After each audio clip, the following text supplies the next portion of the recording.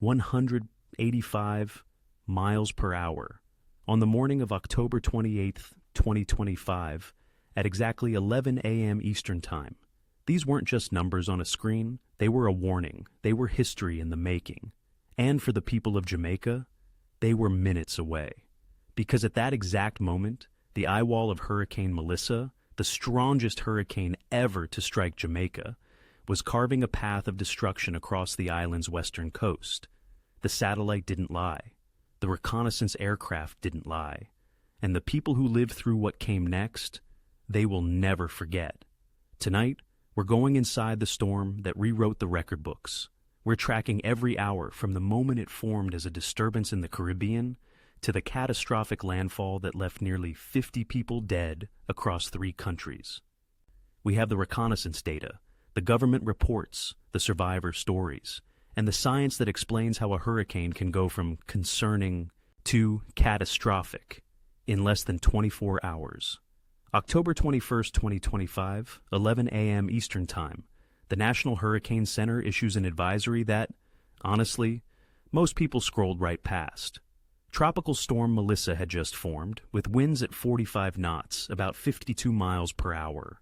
Not weak, but not alarming either. Just another late-season system spinning up in the Caribbean. The coordinates, 14.3 degrees north, 71.7 degrees west. That put Melissa southwest of Haiti, churning over waters that were, well, let's just say they were warmer than they should have been. But here's what caught the attention of meteorologists, the ones who really study these systems. The forecast cone, that infamous cone of uncertainty, was pointing directly at Jamaica. And then, Hispaniola, the Dominican Republic, Haiti, Cuba. Because here's the thing about Caribbean geography that people forget. Water doesn't just stop. When you drop 15, 20, 30 inches of rain on steep terrain with loose soil and deforestation, the mountains become rivers. The rivers become walls of water and debris. And the valleys below, they become death traps. But on October 21st, Melissa was still just a tropical storm. The forecast models were diverging. Some showed strengthening. Others showed a curve north, maybe sparing Jamaica a direct hit. There was time, or so everyone thought. Over the next 3 days, Melissa wobbled west-northwest, slowly, almost lazily, moving at just 8, maybe 10 miles per hour. And that slow movement, that was the first clue that this storm was going to be different. Because fast storms blow through. They hit, they leave, they're gone in 12 hours. Slow storms linger. October 26th, October 27th. The warnings were escalating. Jamaica's Disaster Risk Management Act kicked into high gear. The office of the Prime Minister wasn't taking chances. By October 28th, before dawn even broke, the official order came down, the declaration of disaster area for the entire island. Let me read you the exact language, because words matter when lives are at stake. The Disaster Risk Management Declaration of Disaster Area, Hurricane Melissa Order, 2025, effective immediately. That's not bureaucratic paperwork. That's the government saying, everything changes, now. In the vulnerable communities, the ones built on floodplains or near the coast, evacuation orders went out. Get to high ground. Get to the shelters, get safe. And people listened, mostly. But here's the brutal truth about disasters in the Caribbean. Not everyone can evacuate. Some people are too old, too sick, too poor to leave. Some people have livestock, their livelihood, that they can't just abandon. And some people have been through hurricanes before and thought, we survived the last one, we'll survive this one. They couldn't have known. By the evening of October 27th, the island was as ready as it was going to be. Schools were closed, government offices shut down. The National Works Agency had crews on standby for the aftermath. The Jamaica Defense Force mobilized. Because by that point, the forecast had shifted from possible hurricane to something that made even veteran meteorologists take a sharp breath. Melissa wasn't just strengthening. She was about to explode. Let's talk about what turns a tropical storm into a monster. Hurricanes are engines, heat engines. They pull energy from warm ocean water, they exhale it as wind and rain, and if the conditions are perfect, they intensify. Fast. Three things have to align for what scientists call rapid intensification. And in late October 2025, the Caribbean delivered all three. Second, wind shear, or rather, the lack of it. Wind shear, the change in wind speed and direction with altitude, it's a hurricane killer. It tears the storm apart, rips the top off, disrupts the circulation. But on October 26th and 27th, the atmospheric winds were calm, aligned. The upper-level winds were moving in the same direction as the lower-level winds.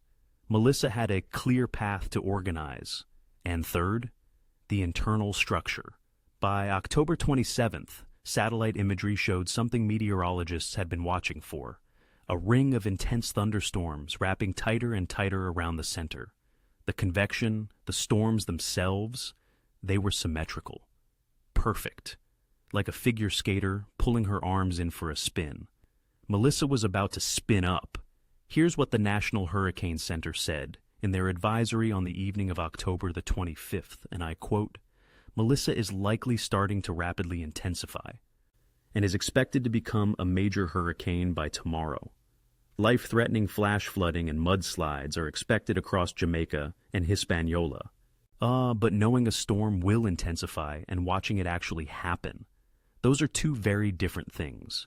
Because on the morning of October 28th, a Hurricane Hunter reconnaissance aircraft took off from its base and flew directly into Melissa's core. And what they found? It changed everything. 9 a.m. Eastern Time, October 28th. The WP-3D Orion, the Hurricane Hunter aircraft, punched through the eye wall. Imagine flying into a circular saw made of wind and rain. The aircraft shudders, drops, climbs. The instruments go haywire for a moment as wind speeds spike to values that seem impossible. The numbers that come through make people stop. Central pressure, 896 millibars. Sustained winds, 180 miles per hour. That's not a hurricane. That's not even just a Category 5. That's a record-setting monster. And it's less than 2 hours from slamming into Jamaica's coastline. National Hurricane Center, Miami. We have a confirmed eye wall replacement cycle in progress. Pressure is dropping. Repeat, pressure continuing to drop. We're seeing flight-level winds at 175 knots. The 11 a.m. advisory that morning, the one issued just 2 hours before landfall, listed Melissa with sustained winds of 185 miles per hour and a central pressure that had fallen further to 892 millibars. And this beast was aimed directly at western Jamaica. The forecast position at landfall, approximately 15 miles south of Montego Bay. The predicted storm surge on the south coast, 9 to 13 feet above normal tide levels. The rainfall forecast, 15 to 30 inches, with isolated totals possibly exceeding 40 inches in the mountains. The advisory didn't mince words. This is a catastrophic situation. Take action now. Life-threatening winds, storm surge, and flooding are imminent. And then, the waiting ended. October 28th, approximately 3 p.m. Eastern Time, the center of Hurricane Melissa crossed the southern coast of Jamaica.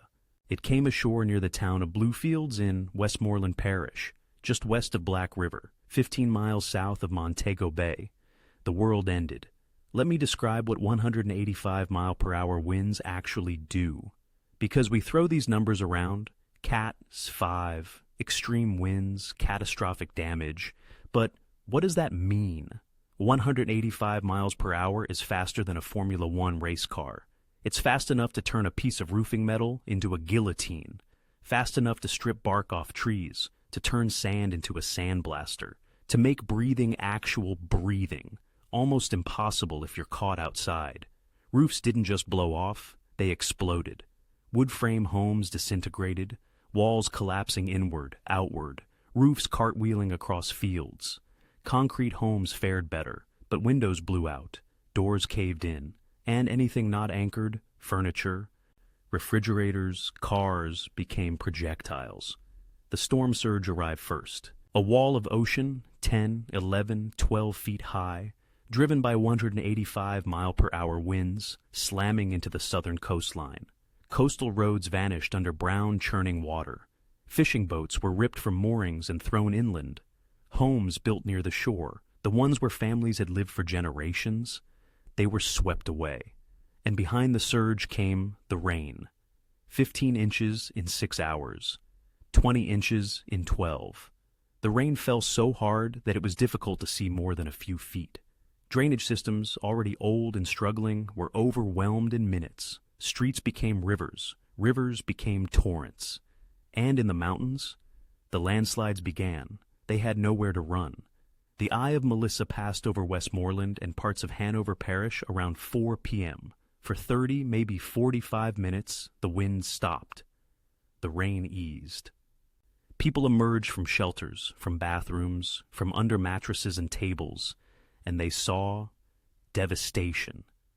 Roofs gone, trees snapped like toothpicks, power lines down everywhere, flooding as far as the eye could see. And then, someone looked up. The sky on the other side of the eye was dark, black, boiling. It had only just begun. By 6 p.m., 75% of Jamaica was without power, 3/4 of the island dark. The Jamaica Public Service Company reported substations flooded, transmission towers collapsed, distribution lines down across hundreds of miles. The power grid didn't just fail, it was destroyed in some areas. And in the dark, with no communication, no way to call for help, people were dying. The first confirmed fatalities came in during the evening hours. A woman in Westmoreland trapped by rising floodwaters. A man in Hanover struck by debris. A family in the mountains, their home buried by a landslide. Roads were impassable. The coastal highway, washed out in multiple places. Interior roads blocked by downed trees, by landslides, by floodwaters too deep to cross. Emergency crews, the ones who wanted to help, couldn't reach the people who needed them most. Can't get through on the A2. Bridges out at Black River. Need a helicopter for burnt Savannah, multiple casualties. The Disaster Emergency Operations Center worked through the night, coordinating what little they could. Shelters were overwhelmed. Hospitals were running on generators, treating injuries by flashlight and headlamp. And as dawn broke on October 29th, but Melissa wasn't done, because while Jamaica counted its dead and its missing, the storm was churning northeast, toward Cuba. October 29th, dawn, while Jamaica struggled in darkness, trying to comprehend the scope of what had just happened, Melissa crossed the Caribbean Sea. Still a hurricane. Still dangerous. The storm had weakened, yes. The interaction with Jamaica's mountainous terrain had disrupted the core, torn at the eye wall, sapped some of the intensity. But weakened doesn't mean weak. Category 3. A Category 3, hurricane is still a major hurricane, still capable of devastating wind damage, still carrying a storm surge that can drown coastal communities, still loaded with enough moisture to dump catastrophic rainfall. And Cuba? Cuba was watching. Cuba was ready. The Cuban Civil Defense, one of the most experienced emergency management systems in the world, they'd been tracking Melissa for days.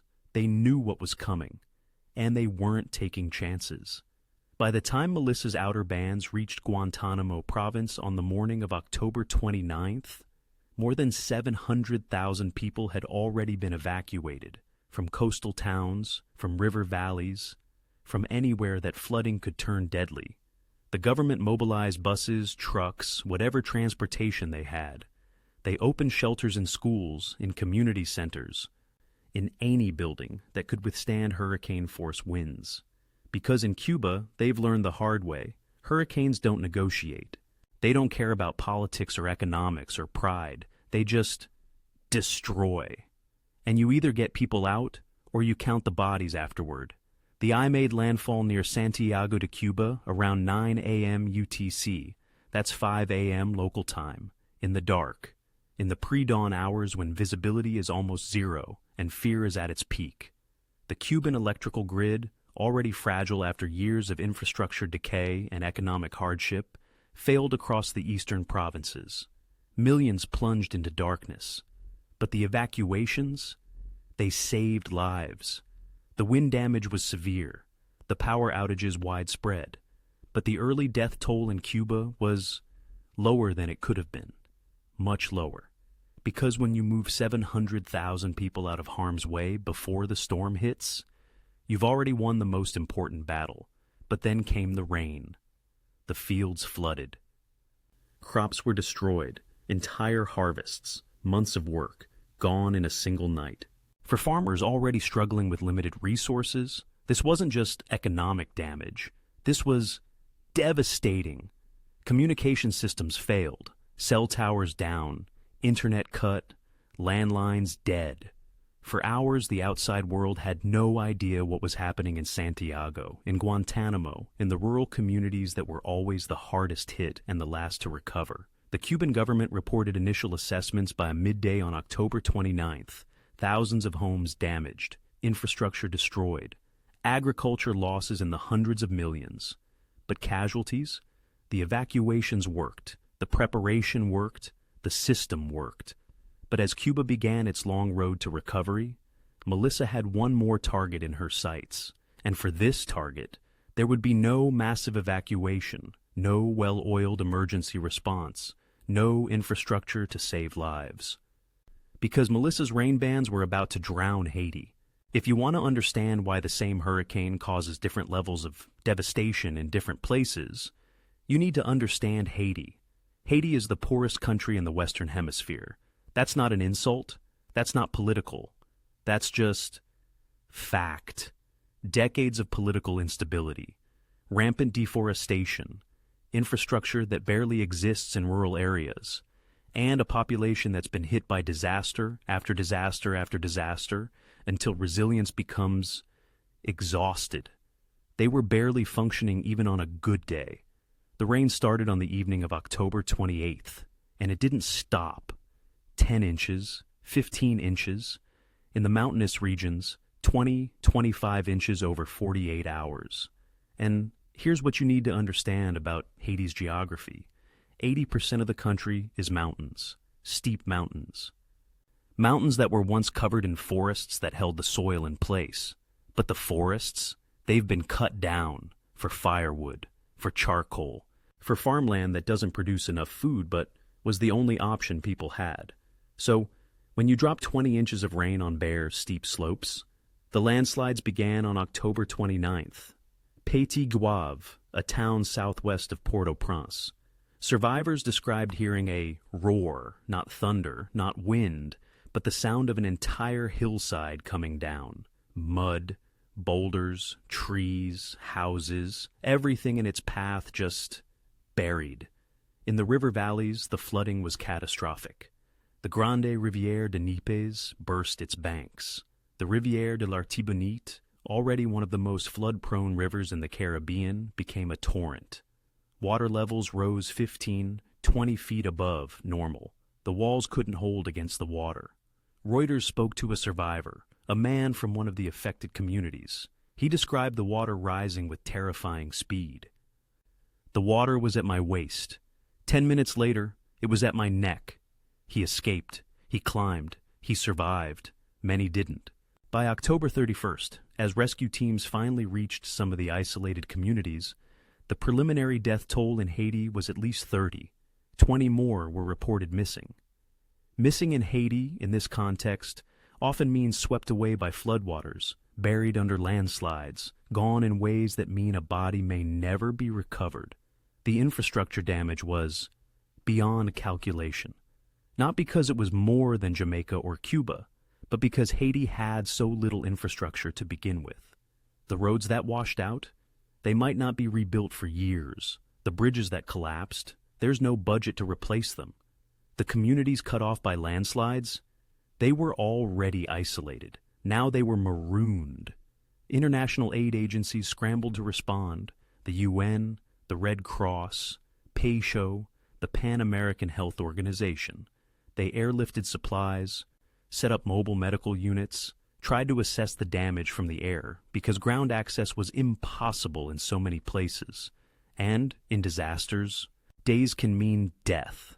Haitian communities, as they've done after every earthquake, every hurricane, every crisis, began to help themselves. Neighbors digging neighbors out of mud, families sharing what little food they had, makeshift shelters going up with tarps and salvaged wood. Resilience isn't a choice in Haiti. It's a requirement. But as the world's attention turned to the climbing death toll, to the humanitarian nightmare unfolding across the Caribbean, Melissa herself was changing. Because hurricanes don't just stop, they transform, they evolve. October 30th. As Haiti counted its dead and Cuba restored power and Jamaica dug out from under the rubble, Melissa accelerated north. The storm was weakening, down to Category 2, then Category 1. The central pressure was rising, the winds decreasing, the structure becoming less organized.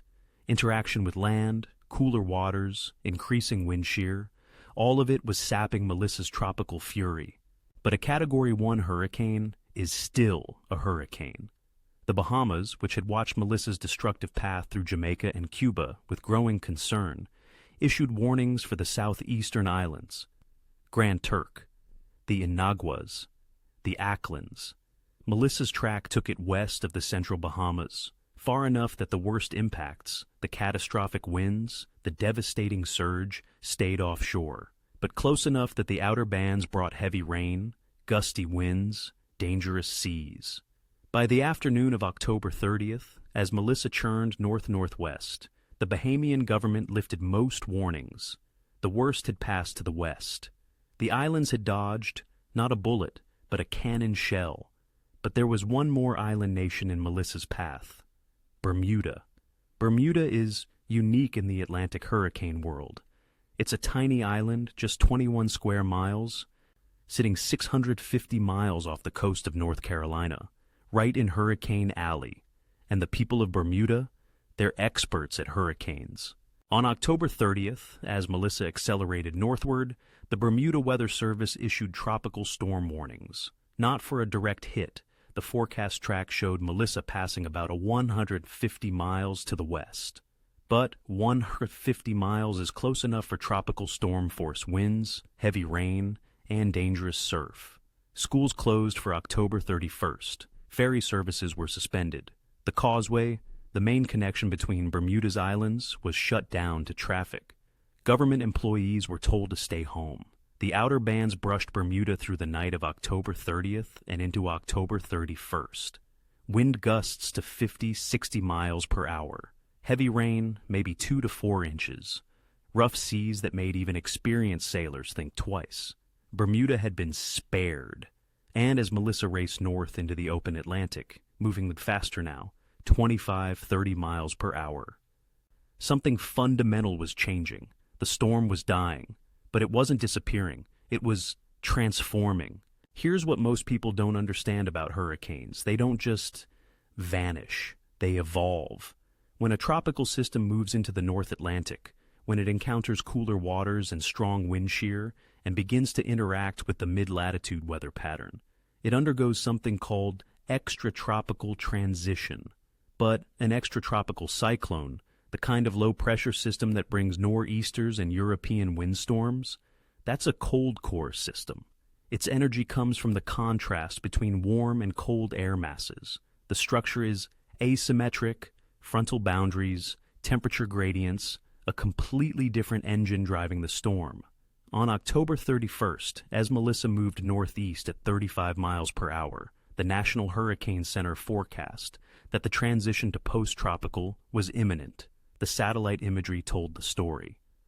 The eye had disappeared, filled in with clouds. The rain bands had become elongated, stretched out in a comma shape instead of spiral arms. The core temperature was cooling. But Melissa the storm? She was entering a new phase. Post-tropical doesn't mean harmless. It means different. Extratropical storms can be massive, covering areas far larger than their tropical cousins. They can have strong winds, heavy rain, dangerous waves. But the difference is, they're not hurricanes anymore. The The warning responsibility shifts from the National Hurricane Center to regular weather services. The threat shifts from concentrated catastrophic impacts to more widespread but less intense effects. By November 1st, Melissa was fully post-tropical, racing into the North Atlantic, eventually dissipating as it merged with larger weather systems near Iceland and the British Isles. But the disaster? That was just beginning to be understood. Let's talk about numbers. Because numbers are how we measure tragedy, how we try to quantify the unquantifiable, how we communicate loss to people who weren't there, who didn't experience it, who need to understand.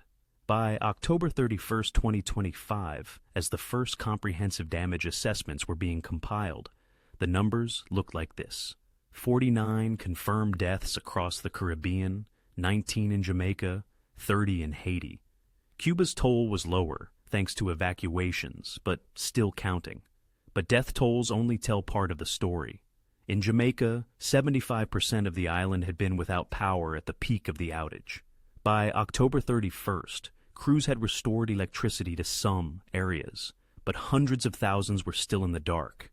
Some would remain without power for weeks. Water systems were compromised, treatment plants flooded, pipes broken. Entire communities relying on bottled water and purification tablets, roads and bridges. The Jamaica Public Works Agency reported over 200 roads blocked or severely damaged. The coastal highway, a critical artery, was washed out in at least a dozen places.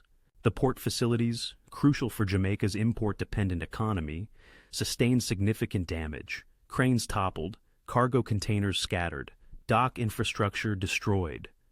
The preliminary economic loss estimates were staggering. $48 billion on the low end, $52 billion on the high end. To put that in perspective, Jamaica's entire annual GDP is around $15 to $16 billion. This single storm caused damage equal to 3 years of the nation's economic output.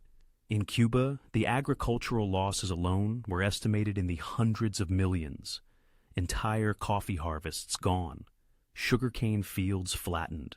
For a country already facing food shortages, this was a blow that would be felt for years. And Haiti? Haiti's losses were impossible to fully calculate. When infrastructure barely exists, how do you measure its destruction? When entire communities are cut off, how do you count the impact? But numbers, devastating as they are, don't capture the human experience. They don't capture the family sheltering in a bathroom for 12 hours as their roof peels away. The farmer watching a lifetime of work wash down a mountainside. The mother searching for her child in a flooded village. The elderly man who survived, but whose home, his only home, is now just gone. Because here's what disasters reveal. They reveal the worst of nature's power and the best of human nature. But as the Caribbean begins the long, painful process of recovery, as international aid arrives and governments pledge support and rebuilding slowly, so slowly begins. There's a question we can't ignore. Why did Melissa intensify so fast? And more importantly, is this the new normal? Let's be clear about something. Hurricane Melissa didn't happen because of climate change. Individual storms can't be blamed on a single cause. Weather is complex. Hurricanes have always formed in the Caribbean. This isn't new. Rapid intensification, the phenomenon where a hurricane's winds increase by 35 miles per hour or more in 24 hours, it's happening more often. Studies published in 2024 and early 2025 showed a clear trend. Hurricanes are intensifying faster than they did 30 or 40 years ago. And the reason? Warmer oceans. Ocean temperatures in the Caribbean in October 2025 were between 1 and 2 degrees Celsius above the long-term average. That might not sound like much. 1 degree, 2 degrees. But in the hurricane formation equation, that's massive. You get Melissa. ABC News spoke with climate scientists after the storm. One researcher put it this way, and I'm quoting, "These oceans aren't just warm, they're supercharged. And when hurricanes form over supercharged oceans, they can explode in intensity in ways that are very difficult to forecast. That's the nightmare scenario for forecasters. because early warnings save lives.